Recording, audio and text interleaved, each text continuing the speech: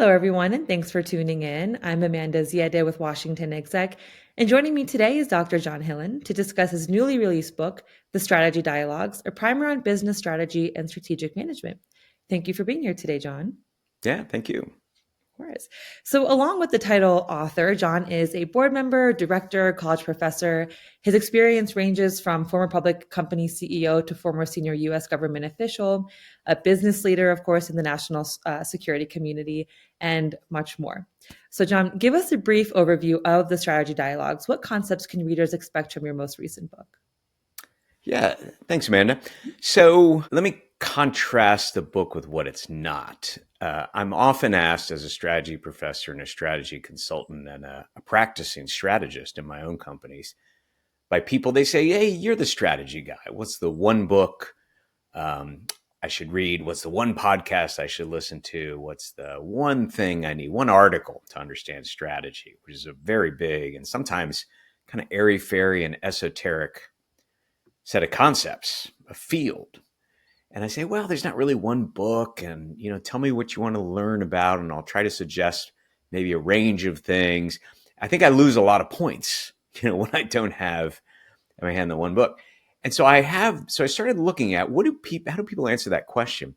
One of the things I saw that strategists send to clients and others is this enormous PowerPoint deck, and it's called 100 Strategic Management Diagrams.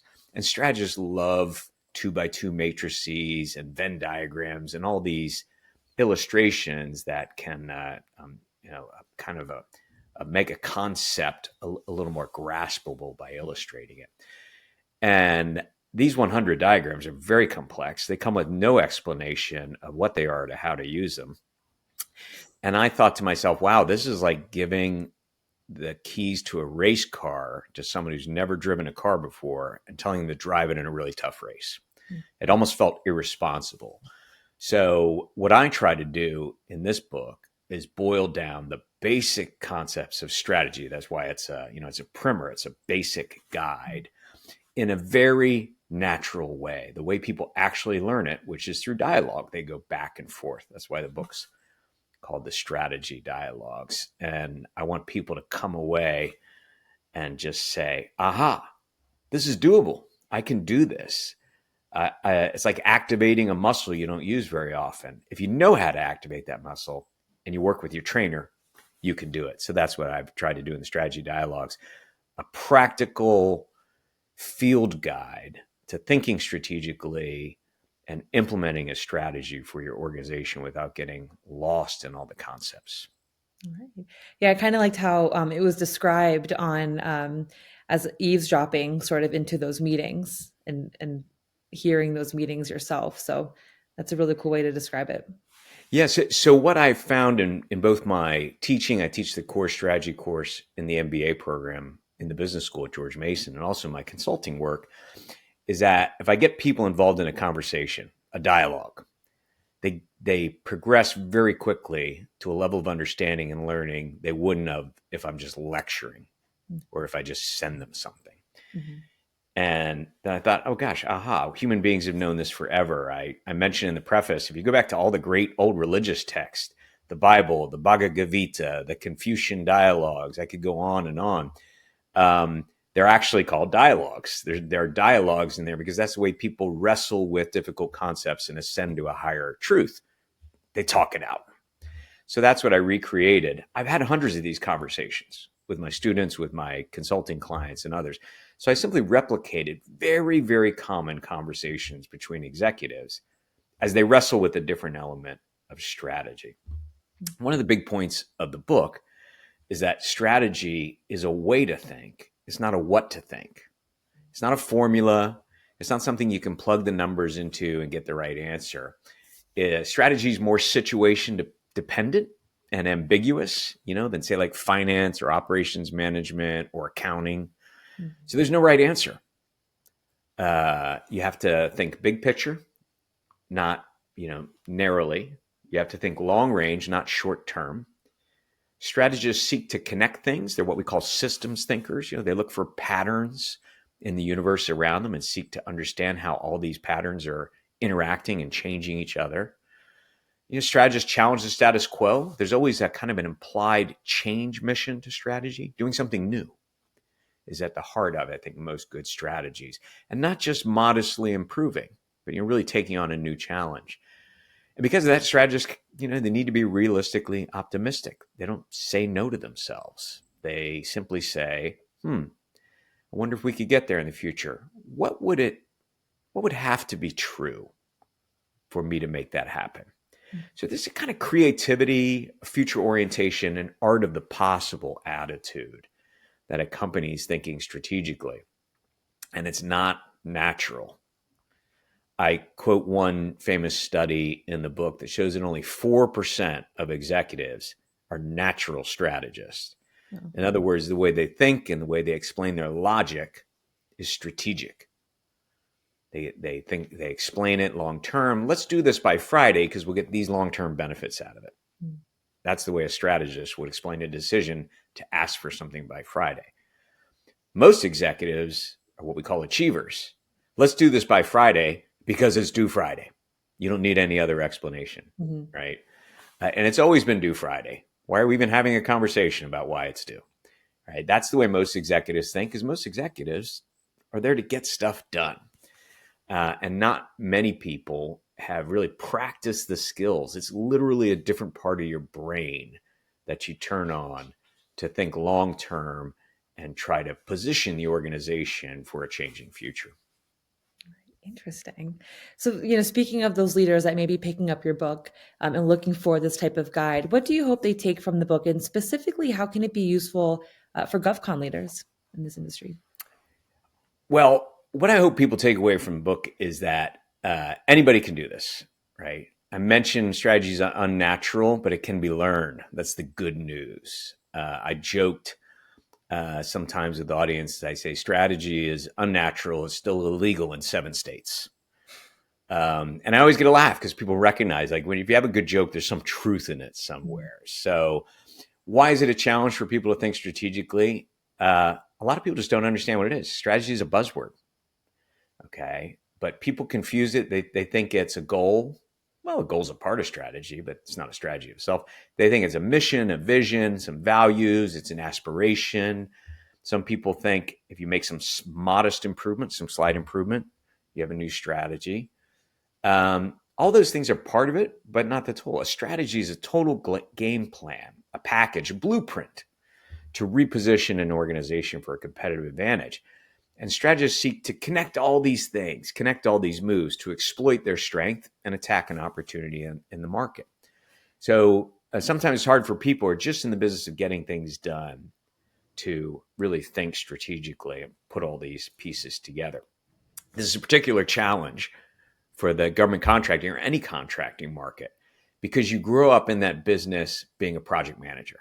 That's what the contracts are for, to get a task done, to get a project done, to manage a program efficiently, effectively, time, budget, schedule.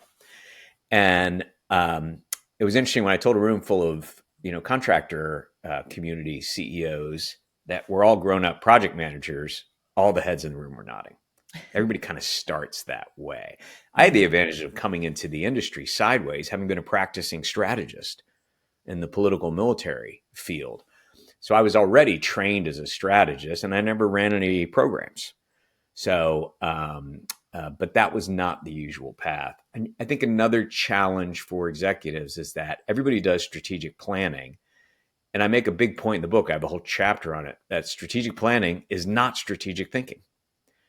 Strategic planning, because it's often based in data and last year's performance, is because it's based in known data, it necessarily drags your mind backwards. And I mentioned earlier, strategic thinking is you cast your mind forward.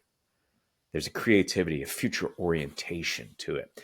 So a lot of times strategic planning, which many times is just a thinly disguised annual budget drill, is not only not strategic thinking, it can be the enemy of strategic thinking. So I think that's also a challenge for executives who are looking to really turn on their strategic thinking muscles. They've got to separate it from the necessary and important strategic planning and not confuse it for strategic thinking. Interesting. I'm curious, John, as you're describing these concepts, considering your eclectic experience in industry, outside industry, in government, and academia, do these foundational concepts really differ from industry to industry, or would you say they're quite the foundation for positive and efficient strategic thinking? Yeah, strategy is strategy, man. It's Mhm. interesting. There's not a single government contracting firm in the book. I feature 6 firms in the book. One makes very creative play sets that are partly virtual and partly physical. I have a specialty grocer in the book. I have a financial services, a fintech company in the book. I have a video game company in the book, and so on. There's no government contract. These can apply to every industry, and frankly, nonprofits as well. Nonprofits, all. Everybody is subject to the same institutional dynamic, and that dynamic is I exist to accomplish something. I exist in a marketplace, in an environment with all kinds of things impacting me: customers, suppliers, competition, trends, technology, economics, Mhm. and more and more and more, right? And then everybody wants to succeed. And the final dynamic, everything changes all the time. So whether you're a 3-person church choir or whether you're a huge multinational corporation, what you have in common is you're in those kind of environments, and you've identified your mission and your objectives. Now you have to have a game plan and a blueprint to accomplish them in the swirling dynamics of change that represents life. Mhm. And so, what I really give people is the basics of how to think and plan strategically. A lot of people think that strategy, if it's about the future, it's a brilliant idea game. Hey, give me a second. I'm going to come up with a brilliant idea, right? That's not strategy. Strategy is not a brilliant idea generation game, it's a process. Makes And sense. the process is really about asking the right questions. And then I show people once you know what the right questions are, then you know what kind of analytical frameworks or tools you can use. Going back to those diagrams I Mhm. talked about at the beginning. When you put your data into the tools, it's just a way to organize your thinking. It doesn't give you a magic answer, but it might give you insights. And those insights will allow you to develop and analyze different choices that you can make for the future.